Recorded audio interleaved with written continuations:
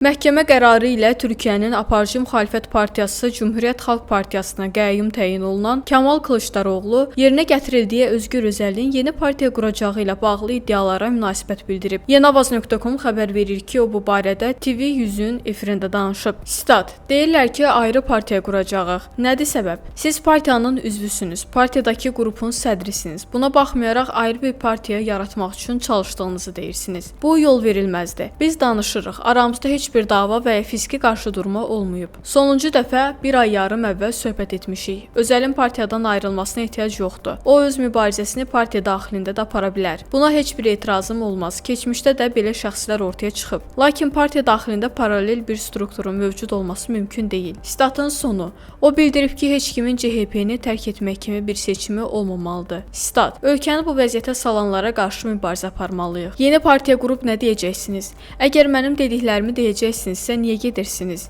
Yox, əgər niyyətiniz AKP-yə qoşulmaqdırsa, buna deyəcək sözüm yoxdur." Statın sonu. Xatırladaq ki, məhkəmə CHP-nin 4-5 noyabr 2023-cü il tarixlərində keçirilmiş 38-ci qurultayının nəticələrini ləğv edib. Partiyanın sədri Özgür Özel vəzifədən kənarlaşdırılıb. Kamal Kılıçdaroğlu isə qərar qüvvəyə minənə qədər müvəqqəti olaraq sədr postuna bərpa edilib.